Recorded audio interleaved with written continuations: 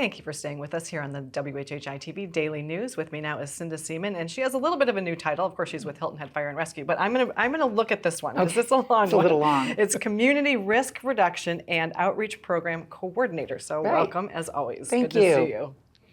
We'll talk about that new title another time because we have some fun things to talk about today. We do. Some of these, I can't believe it's already time for these events. I know. But they're really a fun one annually. So you want to start with Pancake Breakfast or Trunk or Treat? Sure, well, because that comes first. Fire Prevention Week starts October 6th.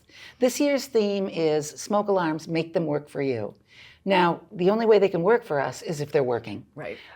So many people say to me, well, I pushed the button and it beeped. Well, that's because the battery's working. That doesn't mean that the sensors are working, and that's what we're concerned about. Okay. That's why we say alarms are only good for 10 years, because after 10 years, they say that the sensors that sense the smoke go down about 30%. Wow. And they think about after 20 years, they think they don't work at all. So that's really what we're concerned about. The battery, yes, it will probably always work, but we want those sensors to work.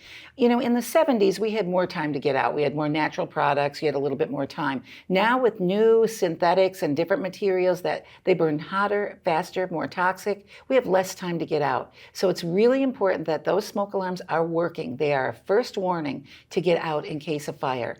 So what we want to do is check the back of our smoke alarms.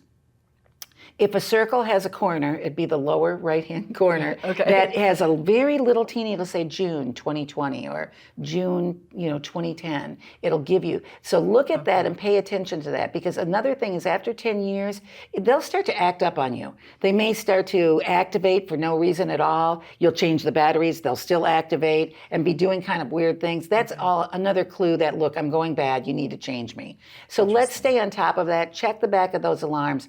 When we get to 10 years, change them out. It really matters. It matters that you have plenty of time to get out in case of a fire. Absolutely. So and that's a huge number. That percentage is a huge reduction number. I mean, right. I think that's going to be startling for a lot of people. Exactly. Yeah. So we'll kick off Fire Prevention Week on October 6th, our Pancake Breakfast, 9 to 12, with our usual, fun and games and pancakes and sausage and juice and coffee. But we're also going to have learning stations. You can find out how to install smoke alarms. You can find out about wireless smoke alarms. You can find out how to test the batteries each month. You can do live fire extinguisher training. We're going to have lots of different stations. We'll have a kids calling 911 station, so kids can practice. What can they expect if they call 911? Well, what will that dispatcher say? What kind of questions might they be asked? So we're going to have a lot of learning stations around too. We'll also do our Junior Firefighter Combat Challenge, where the kids will sort of simulate what the firefighters do to get hired, and they love that. I'm sure they have to run the course and drag the dummy and all that kind of stuff, fun. and then they'll get to spray the hose afterwards. So that's another fun one. But there's no charge for our Pancake Breakfast. We do it every year. We kick off Fire Prevention Week, and it's just a great time for everyone. Sounds fabulous. It is. Yes, it really does. And so then we have about a minute left, but we want to make sure we touch on Trunk or Treat, because that's another really fun event. And that's a new one for us. It's October 26th. We're going to do it at the same station, Station 4, which is on Squire Pope Road. And people can sign up, and they'll have their cars and their trunks open with candy, and we'll have games and all kinds of things for the kids, costume contests. There'll be a food truck there. So this is the first time that we're going to do this. It sounds really fun, and it'll just be a great experience for families, again, to come to the fire station, have a great experience, meet firefighters, have some fun, have a safe Halloween.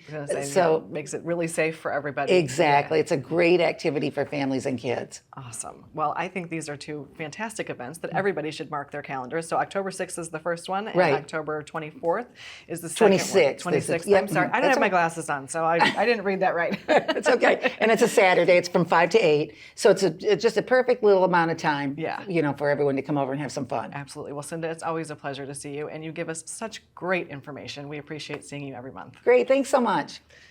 And there's so much more to come, so don't go away.